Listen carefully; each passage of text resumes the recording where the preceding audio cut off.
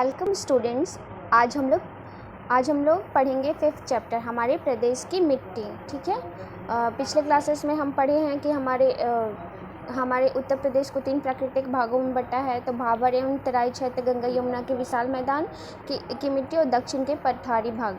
तो उसी तरह मिट्टी भी तीन प्राकृतिक भागों में बटी है। कौन कौन से? सेम वही होगा, भाबर एवं तराई क्षेत्र की मिट्टी और गंगा यमुना के विशाल मैदान की मिट्टी और दक्षिण के पठारी भाग की मिट्टी। सबसे पहले हम लोग जानते हैं कि मिट्टी होता क्या है। प्रकृति ने मनुष्य को मिट्टी, जल, वायु और वनस्पति जैसे उपहार दिए। ये जो भी हम लोग को नेचुरल रिसोर्सेस कौन दिया है? नेचुरल रिसोर्सेस प्रकृति, नेचर दिया है। ये सब हम लोग को गिफ्ट, एज ए गिफ्ट मिला है नेचर से। तो इसलिए हम लोग को इसका यूज़ करना चाहिए, ओवर यूज़ या मिस यूज़ नहीं करना चाहिए। उसमें मिट्टी का महत्व सबसे अधिक है। तो सबसे ज़्यादा किसका वैल्यू है? मिट्टी का, सॉइल का। Soil, water, air and plants, ये सारे हमारे रिसोर्सेस है और गिफ्ट्स है, क्योंकि विभिन्न प्रकार की फसलों की उपज मिट्टी की दशा पर ही निर्भर है। तो सबसे ज़्यादा वैल्यूएबल कौन सा है? मिट्टी। क्यों? क्योंकि ये मिट्टी में ही उपज होती है, जो फसल हमारे खाने के काम आता है। ठीक है ना। आइए हम देखें कि मिट्टी कैसे बनती है। मिट्टी कैसे बनती है? सबसे पहले ये क्वेश्चन है कि मिट्टी बनती कैसे है। तो जब पहाड़ होता है ना, पहाड़ों से एयर व वाटर, जो भी बारिश होती है और पानी, हवा आती है, ये सब से जो भी क्रिया होती है, तो वो सब टूट फूट व रगड़ के कारण चट्टानों के छोटे छोटे टुकड़े बन जाते हैं। तो पर्वत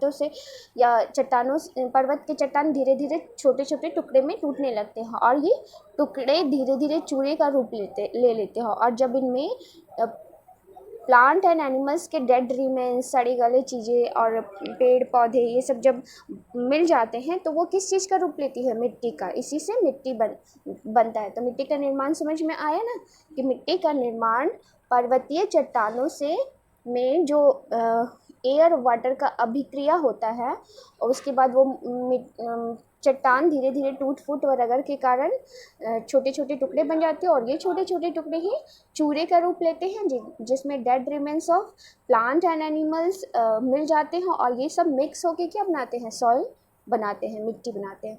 मिट्टी के प्रकार, तो वही 3 प्रकार, भाबर एवं तराई क्षेत्र की मिट्टी। हमारे प्रदेश को 3 प्राकृतिक भागों में बांटा गया है मिट्टी को। पहला भाबर एवं तराई क्षेत्र की मिट्टी, दूसरा गंगा यमुना के विशाल मैदान की मिट्टी, और तीसरा दक्षिण के पठारी भाग की मिट्टी। तो यहाँ की मिट्टी कैसी होगी? भाबर एवं तराई क्षेत्र, जो उत्तराखंड के जस्ट नीचे वाला इलाका है, ये नहीं, ये वाला, ये जो दिख रहे हैं ना, ये भाबर एवं तराई क्षेत्र। इसकी मिट्टी कैसे होगी? इस क्षेत्र की मिट्टी में रोड़े पत्थर आदि अधिक होते हैं। मतलब रोड़े पत्थर बहुत ज़्यादा होंगे, और इस मिट्टी में नमी की मात्रा, मतलब दलदली टाइप में भूमि होती है। ठीक है, यहाँ की भूमि दलदली होती है। वाटर तो ज़्यादा अब कंटेन करता है, वैसे मिट्टी पूरी दलदली होती है। ठीक है, उसमें वाटर क्वांटिटी अधिक होती है। गंगा यमुना के विशाल मैदान की मिट्टी, जो हमारे यहाँ की मिट्टी है, गंगा यमुना का विशाल मैदान, तो इस भाग की मिट्टी प्राय नदियों द्वारा लाई गई मिट्टी से बनी है। ये मिट्टी कैसे बनी है? बहुत सारे रिवर्स आके अपनी मिट्टी लेके आके बनाए हैं तो इसलिए इसमें बलुई, दोमट और चिकनी मिट्टी पाई जाती है। 3 तरह की मिट्टी कौन कौन सी है? बलुई, दोमट और चिकनी मिट्टी। इस मैप को ध्यान से देखते हैं। देखो, वनीय एवं पहाड़ी, दलदली, ये दलदली मृदाएं बोलते हैं, मिट्टी को मृदा भी बोलते हैं। ठीक है, यहाँ देखो, गंगा की मृदाएं, कॉपदार मृदाएं, भूरी एवं बादामी मृदाएं। मतलब ये जो इलाका है, इसमें तरह तरह की मिश्रित एवं काली मृदाएं, ये नीचे वाले पठारी क्षेत्र में मिलती है। राजस्थान, दिल्ली तो इधर साइड है। ये हमारा उत्तर प्रदेश में मिट्टी के प्रकार हैं। ठीक है, इसको यहाँ पे कैसी मिट्टी मिलती है? दलदली, जिसमें वाटर क्वांटिटी ज़्यादा होता है। और सबसे अच्छी मिट्टी कहाँ मिलती है? हमारे गंगा यमुना के यहाँ पे। गंगा और यमुना और जो भी नदियों के द्वारा लाई गई मिट्टी है, वहाँ पे बनती है। ठीक है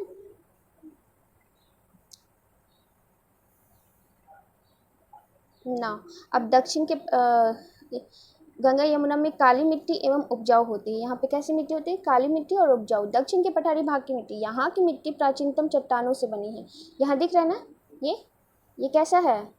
लाल टाइप में मिट्टी है। तो यहाँ की मिट्टी प्राचीनतम चट्टानों से बनी है। लाल इसलिए भी है, यह मिट्टी लालिमा रंग लिए हुए हैं।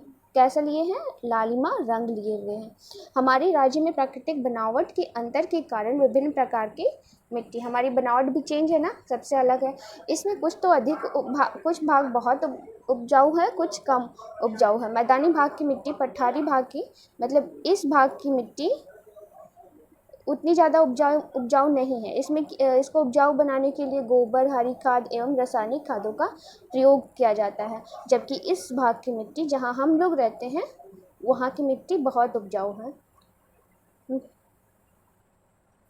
ना भूक्षरण क्या होता है? बरसात में जब भी हम लोग देखते हैं ढलाव की ओर वर्षा का पानी तेजी से बहने लगता है, जैसे बारिश होगी तो क्या होता है, मिट्टी को बहा के ले जाती है। तो वही मिट्टी बहते बहते आसपास की मिट्टी को भी लेके चलता है और इसे भूमि क्षरण या भूक्षरण कहते हैं। जब वाटर अपने साथ साथ, जब बहुत बारिश हो जाती है तो अपने साथ साथ मिट्टी जो ऊपर उपजाऊ वाली मिट्टी है उसको भी बहाते लेते चलता है ना, तो इसी को भूक्षरण बोलते हैं। यदि भूमि कटाव को न रोका गया तो कुछ दिन में खेत बंजर हो जाएगा। भूमि क्षरण मुख्यतः जल द्वारा होता है। भूमि क्षरण सबसे ज़्यादा किसके द्वारा होता है? जल के द्वारा। जैसे पानी आ गया बहुत सारा और उसमें उसको बहा के ले गया, तो वायु, वनस्पति तथा जीव जंतु के कारण भी भूक्षरण होता है। मेनली ये वाटर के द्वारा होता है। ठीक है, अब आगे चलते हैं। भूक्षरण से हानि। भूक्षरण से हमें क्या क्या लॉस होता है देखा जाए।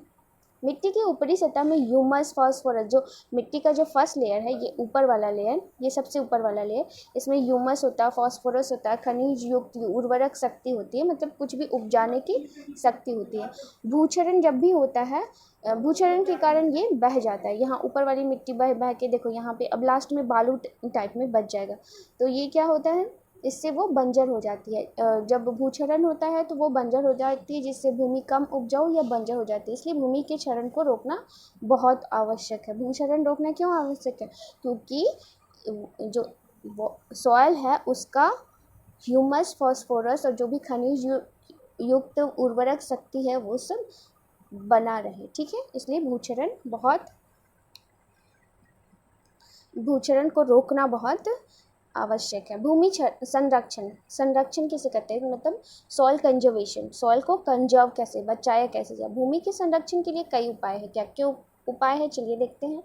इसमें सबसे प्रमुख विधि मेड़बंदी है। मेड़बंदी, इसमें खेत के चारों ओर की मेड़बंदी की जाती है, जैसे कि यहाँ लेयर वाइज लगा दिया जाता है। ठीक है, जिसमें कि बरसात में वहाँ की मिट्टी पानी के साथ बहकर न जा सके। सबसे फर्स्ट विधि कौन सी है? प्रमुख मेड़बंदी। जैसे मेड़ लगा दिया जाता है, बना दिया जाता है, एक के ऊपर एक, एक के ऊपर ढलान टाइप में, तो पानी अगर जाएगी यहाँ से तो यहाँ पे रुक जाएगी, यहाँ से जाएगी तो यहाँ पे रुक जाएगी। इस तरह से भूमि संरक्षण हो जाता है, सॉइल कंजर्व हो जाता है। जहाँ की भूमि ढालू है वहाँ खेतों की बनावट सीढ़ी नुमा बनाकर मिट्टी का कटाव रोक। जहाँ ढालू मतलब जहाँ पे ढलान टाइप में है वहाँ पे सीढ़ी नुमा खेत बना सकते हैं हम लोग। ठीक है, सीढ़ी नुमा खेत बनाकर मिट्टी के कटाव को एक के बाद एक, एक के ऊपर एक, ऐसे करके सीढ़ी जैसे बनता है वैसे सीढ़ी नुमा खेत बनाकर। तो फर्स्ट संरक्षण के लिए क्या? मेड़बंदी। सेकंड, सीढ़ी नुमा बनाकर, और उसके बाद वृक्षारोपण करके भी मिट्टी के, क्योंकि ट्री क्या करता है? सॉइल को बाइंड कर देता है। यहाँ पे जो सॉइल है इसको ये बांध के रखेगा ना, यहाँ से जहाँ तक इसकी रूट्स जाएंगे ना वहाँ तक वो सॉइल को बांध के रखता है ट्री। इसीलिए ट्री लगाना बहुत इम्पॉर्टेंट है सॉइल कंजर्वेशन के लिए, भू संरक्षण के लिए। ठीक है, क्योंकि वृक्षों की जड़ों के कारण वहाँ की मिट्टी बंधी रहती है। ओके, ढाल वाले खेतों में अदल बदल कर ऐसी फसल बोनी चाहिए जो कटाव को रोक दे। ओके, ढाल वाली जगह पे जहाँ पे सीढ़ीनुमा खेत बनाते हैं वहाँ पे अदल बदल कर खेती करनी चाहिए। किसान को ऐसे फसल चक्र का चुनाव कर लेना चाहिए, मतलब हर टाइम एक ही फसल ना उगा के अदल बदल खेती करनी चाहिए और अलग अलग फसल उगा के वहाँ पे करना चाहिए ताकि भू संरक्षण हो सके ना। इसके अतिरिक्त भू क्षरण को रोकने के लिए फसल चक्र का निर्धारण, वृक्षारोपण, भूमि की सतह को नम रखना, हवा के रुख के विपरीत जुताई करना, जिस डायरेक्शन में एयर चल रहा उस डायरेक्शन में जुताई ना करके उसके विपरीत डायरेक्शन में जुताई करना तथा जानवरों को खेतों में जाने से रोकना। जानवरों के लिए अलग से जो हस्क और वो सब आते हैं वो सब खिलाना। खेत की उर्वरा शक्ति को बनाए रखने के लिए समय समय पर मिट्टी का परीक्षण कराते रहना चाहिए। हमेशा सॉइल का बार बार परीक्षण कराते रहना चाहिए। इसके साथ ही भूमि को उर्वरा बनाए रखने के लिए हरी खाद, गोबर की खाद का प्रयोग प्रचुर मात्रा में करनी चाहिए। ये सब हरी खाद, गोबर की खाद है, इसमें रसायन नहीं रहते हैं, ये अपने आप प्राकृतिक ह्यूमस होता है, ठीक है। वो अपने आप सॉइल को फर्टाइल बनाता है, उर्वरक शक्ति उसकी बनाए रखता है। खेत की जुताई अधिक करना, खरपतवार को नष्ट करना, कीटनाशक दवा एवं आवश्यकता अनुसार रासायनिक खादों का उपयोग करना भी उपयोगी होगा। कीटनाशक जो कीड़े फसल को बर्बाद करते हैं वो सब भी यूज़ कर सकते हैं, लेकिन एक प्रॉपर क्वांटिटी में, ज़्यादा नहीं। जो भी वीड्स है वो सबको ख़त्म कर सकते हैं। वीड्स मीन्स अनवांटेड प्लांट होते हैं ना, जो फसल के पास उग जाते हैं, वो सबको हटा करके हम लोग यूज़ कर सकते हैं, ठीक है। अब ये लेसन ख़त्म हो गया, कल हम इसका अभ्यास करेंगे। इस लेसन को क्या करना है, आप लोग को एक बार और रीड कर लेना है, ठीक है। आज का क्लास वर्क है, इसे रीड करना है, ठीक है। वेलकम स्टूडेंट्स, आज हम लोग पढ़ेंगे 5th चैप्टर, हमारे प्रदेश की मिट्टी, ठीक है।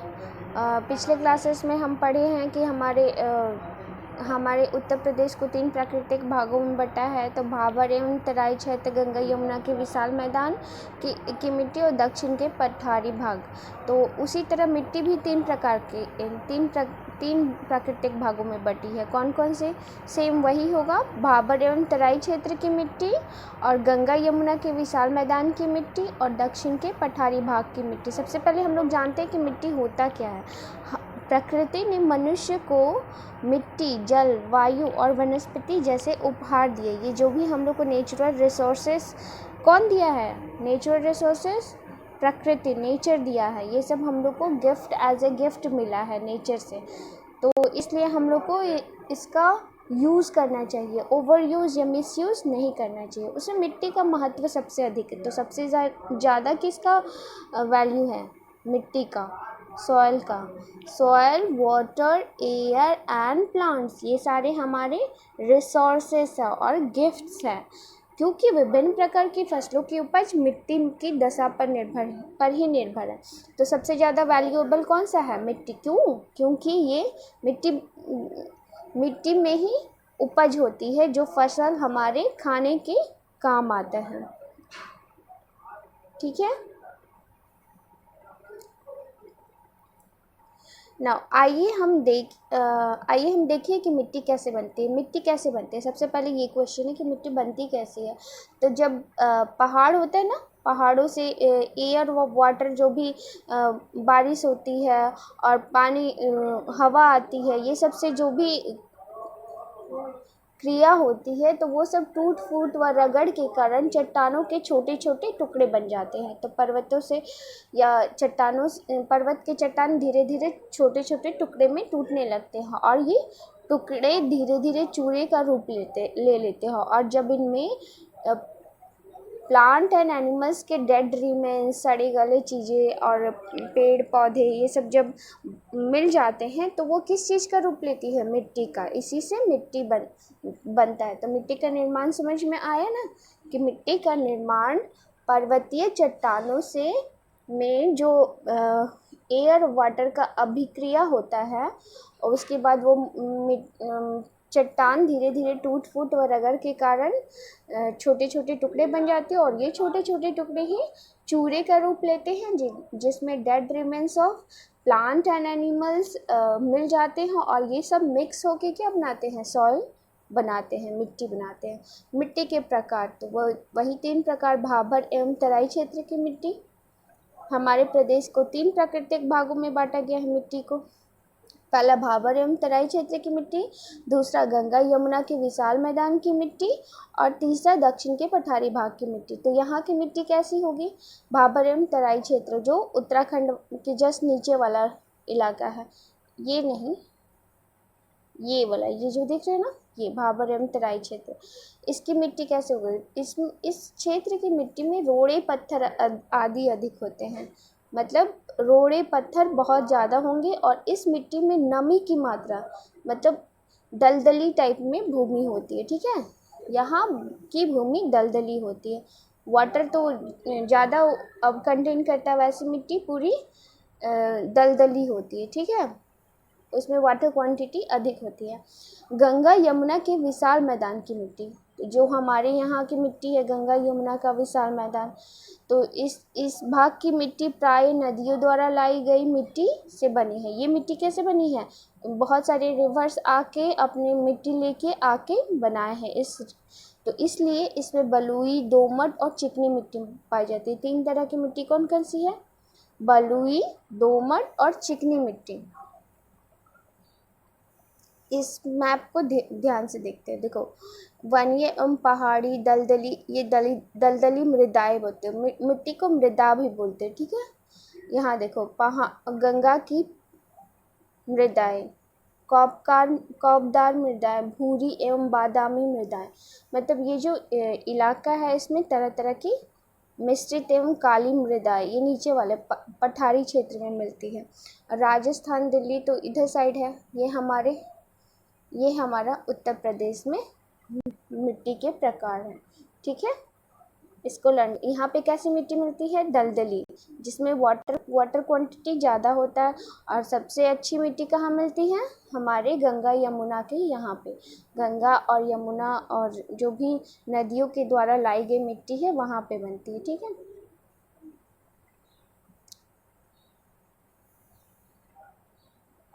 ना, अब दक्षिण के गंगा यमुना में काली मिट्टी एवं उपजाऊ होती है। यहाँ पे कैसी मिट्टी होती है? काली मिट्टी और उपजाऊ। दक्षिण के पठारी भाग की मिट्टी, यहाँ की मिट्टी प्राचीनतम चट्टानों से बनी है।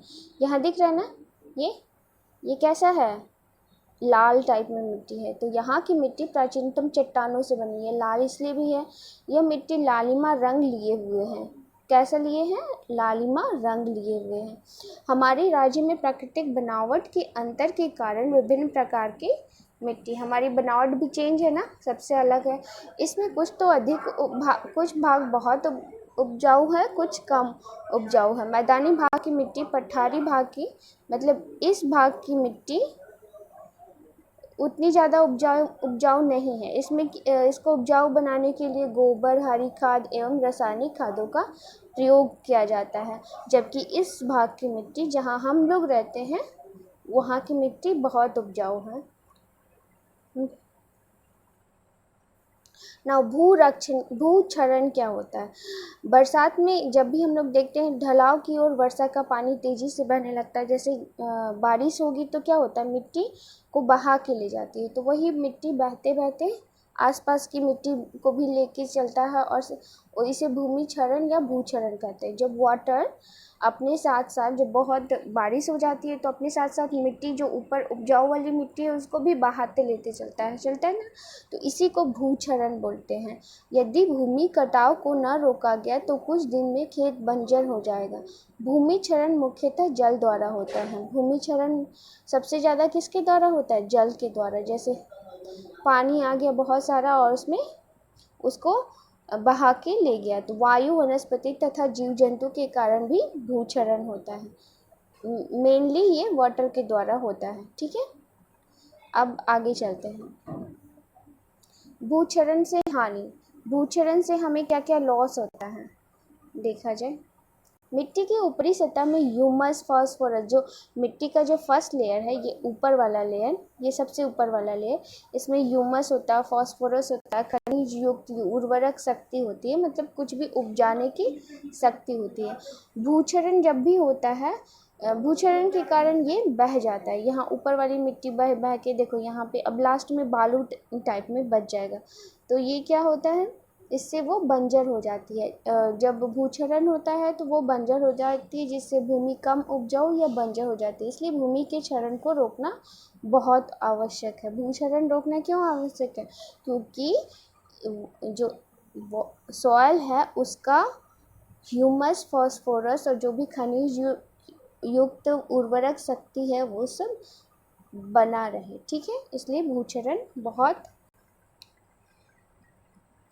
भूक्षरण को रोकना बहुत आवश्यक है। भूमि संरक्षण, संरक्षण किसे कहते हैं, मतलब सॉइल कंजर्वेशन, सॉइल को कंजर्व कैसे, बचाया कैसे जाए। भूमि के संरक्षण के लिए कई उपाय है। क्या क्या उपाय है, चलिए देखते हैं। इसमें सबसे प्रमुख विधि मेड़बंदी है। मेड़बंदी, इसमें खेत के चारों ओर की मेड़बंदी की जाती है, जैसे कि यहाँ लेयर वाइज लगा दिया जाता है, ठीक है, जिसमें कि बरसात में वहाँ की मिट्टी पानी के साथ बहकर न जा सके। सबसे फर्स्ट विधि कौन सी है, प्रमुख मेड़बंदी। जैसे मेड़ लगा दिया जाता, बना दिया जाता है, एक के ऊपर एक, एक के ऊपर ढलान टाइप में, तो पानी अगर जाएगी यहाँ से तो यहाँ पे रुक जाएगी, यहाँ से जाएगी तो यहाँ पे रुक जाएगी। इस तरह से भूमि संरक्षण हो जाता है, सॉइल कंजर्व हो जाता है। जहाँ की भूमि ढालू है, यहाँ वहाँ खेतों की बनावट सीढ़ी नुमा बनाकर मिट्टी का कटाव रोक। जहाँ ढालू मतलब जहाँ पे ढलान टाइप में है, वहाँ पे सीढ़ी नुमा खेत बना सकते हैं हम लोग, ठीक है। सीढ़ी नुमा खेत बनाकर मिट्टी के कटाव को एक के बाद एक, एक के ऊपर एक, ऐसे करके सीढ़ी जैसे बनता है वैसे सीढ़ी नुमा खेत बनाकर। तो फर्स्ट संरक्षण के लिए क्या, मेड़बंदी, सेकंड सीढ़ी नुमा बनाकर, और उसके बाद वृक्षारोपण करके भी मिट्टी के, क्योंकि ट्री क्या करता है, सॉइल को बाइंड कर देता है। यहाँ पे जो सॉइल है इसको ये बांध के रखेगा ना, यहाँ से जहाँ तक इसकी रूट्स जाएंगे ना, वहाँ तक वो सॉइल को बांध के रखता है ट्री।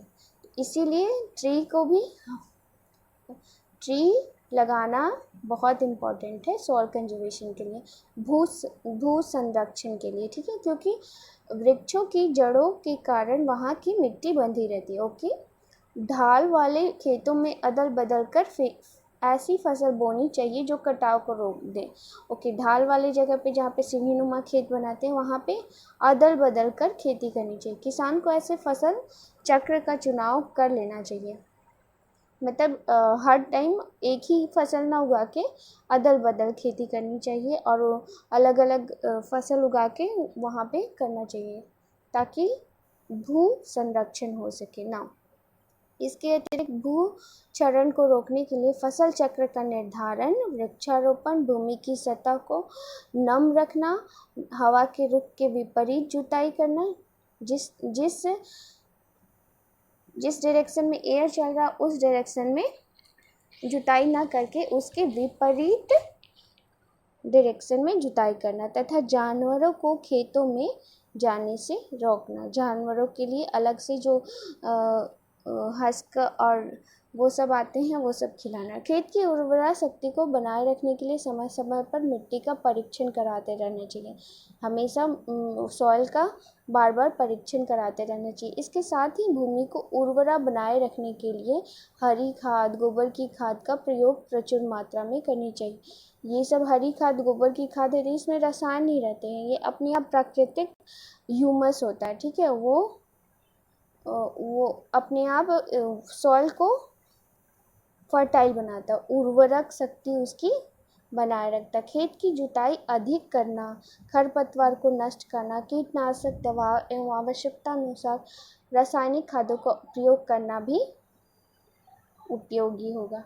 कीटनाशक जो कीड़े फसल को बर्बाद करते हैं वो सब भी यूज़ कर सकते हैं, लेकिन एक प्रॉपर क्वांटिटी में, ज़्यादा नहीं। जो भी वीड्स है वो सबको ख़त्म कर सकते हैं। वीड्स मीन्स अनवांटेड प्लांट होते हैं ना जो फसल के पास उग जाते हैं, वो सबको हटा करके हम लोग यूज़ कर सकते हैं, ठीक है। अब ये लेसन ख़त्म हो गया, कल हम इसका अभ्यास करेंगे। इस लेसन को क्या करना है, आप लोग को एक बार और रीड कर लेना है, ठीक है। आज का क्लास वर्क है, इसे रीड करना है, ठीक है।